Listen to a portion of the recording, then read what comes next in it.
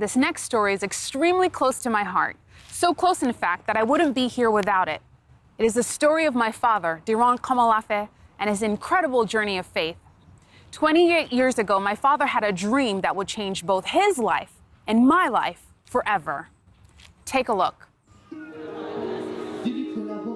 For Diran Komolafe, going to church was just another recreational activity and bore very little significance to him. It was just like another social gathering where you just go there. It doesn't really have depth, it doesn't have meaning. I went to a church where so many elders in the church, you will see them literally marrying more than one wife. The leader of the church has more than 5, 6 wives, the founder of the church. I think that kind of took me into the groove, and I didn't marry 2 wives, but hey, I was having fun. You know, it doesn't really mean anything to me as long as I'm in the church. I used to go to church 2, 3 times a week. Diran lived his life the way he wanted. Hey, Abigail, how are you? Although a committed church member, he would have extramarital affairs with other women. I did so many things that were horrible. So, but you know, something within me would always tell me this is wrong. So, you know, but I never could put a finger exactly to what is making those things wrong or something like that. So I knew I was looking for something. One Saturday, Diran settled down to watch a movie, but instead stumbled upon a CBN program that would change his life. There was this scientist that thought he was a Christian and never bothered never really bothered about Christ, but thought he was a Christian until the Lord actually showed him why he needed to be a Christian.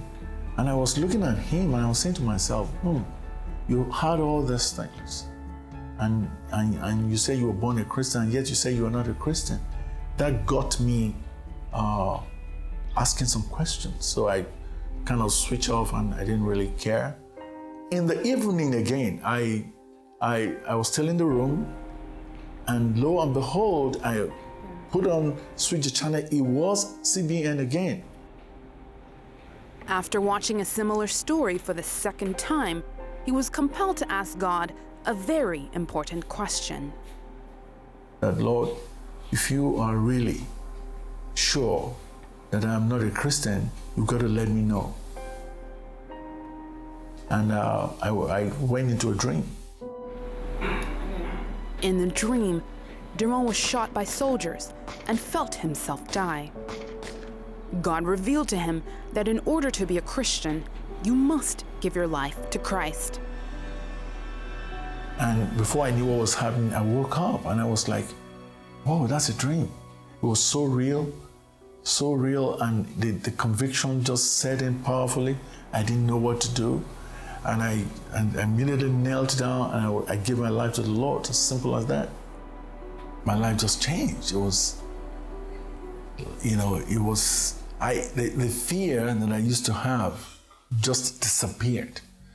And as far as my sinful relationships, it just vanished. I had to write a letter to my girlfriend that, you know what, you have lost me, but you didn't lose me to any other girl, but you lost me to Christ. So immediately I gave my life to Christ. It was like I was just hearing God from everywhere. It was like, you need to be doing something right now. Today, Diran runs a successful business called the Rock Consumer Credit, whose aim is to fund the Florence and Deborah Foundation, a charity he founded for the underprivileged. The Rock Consumer Credit was actually named after God, as in rock of all ages. This is all towards telling people that Christ is love, and that's what He really wants us to do. It's not about what you have and how popular you are, it's what you've been able to do to these impoverished people. And we have, I believe the Lord is doing a lot through us. Diran is now determined to live his life not for himself, but for the glory of God.